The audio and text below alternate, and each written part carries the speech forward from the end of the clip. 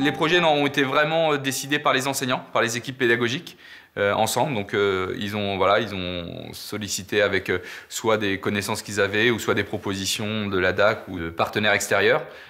Donc ça a été vraiment des choix à l'intérieur des équipes. Les projets naissent à la fois du désir formulé par l'enseignant et du besoin identifié chez l'élève. À partir du moment où on a défini des projets, j'essaie de faire rentrer le plus de disciplines au sein du projet. Bonjour messieurs. Aujourd'hui, on va finaliser le projet sur lequel vous allez travailler toute l'année. Et ce projet fait partie d'un gros projet qui est la comédie musicale. Donc vous allez enregistrer votre texte que vous avez écrit durant l'année. D'accord ?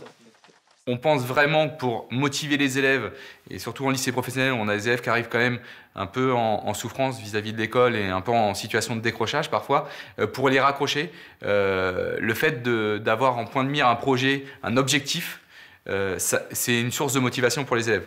Ok, pour rappel, vous êtes des êtres vivants et c'est ça qu'on enregistre. On enregistre des voix d'êtres vivants qui ont écrit des textes. Vous avez écrit des textes avec ce qu'il y a en vous de vivant et d'humain. Et c'est ça qu'on va enregistrer. D'accord? Eh ben, c'est parti! Ils s'investissent beaucoup plus au sein du cours parce qu'à ce moment-là, ils ne sont pas juste des réceptacles qui reçoivent un enseignement théorique.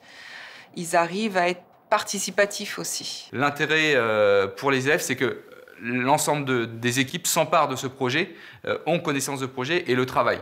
Et donc ça donne encore plus de sens aux élèves parce que le prof de maths, le prof de lettres, le prof d'anglais va en parler et du coup ça va faire sens et ça va faire lien effectivement au niveau des élèves pour que chacun s'en empare et le fasse vivre au sein de l'établissement. Je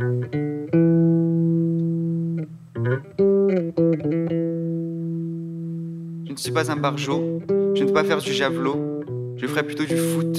Si j'étais prof de sport, mes élèves seraient le plus forts. Tu prends le temps de bien articuler. Dis-toi que chaque mot, chaque syllabe est importante. Prends ton temps. J'ai trouvé vraiment très intéressant le fait qu'on travaille autour, notamment on a beaucoup de projets autour de l'oralité et du théâtre. Et effectivement, pour nos élèves, c'est une compétence très importante à travailler lorsqu'ils vont aller en stage dans le monde de l'entreprise et lorsqu'ils vont être en insertion professionnelle. C'est un apport, vraiment un plus très important dans leur formation. Vas-y, détends les épaules. Ouais, c'est ça. Et tu le fais dans le souffle, d'accord? Vas-y. Oui, j'ai clairement fait quelques progrès. En français et en expression aussi, à l'oral. J'arrive mieux à m'exprimer devant les professeurs ou devant des patrons, dans des entretiens. Être un prof, c'est pas si mal. D'imagination, c'est encore mieux. Trop d'imagination, je vais m'évanouir. J'écris, j'élimine, j'imagine, non. En fait, ça m'a beaucoup apporté. J'ai enrichi mon vocabulaire. J'ai l'impression d'avoir fait beaucoup de progrès en français, oui. Certains élèves, dont 2 en particulier, je me suis rendu compte qu'il y a eu énormément de progression. Entre un mot qu'ils pouvaient sortir lors du premier cours et tout un texte et être capable de le dire, de l'enregistrer, d'entendre sa voix, moi je trouve que c'est un progrès phénoménal.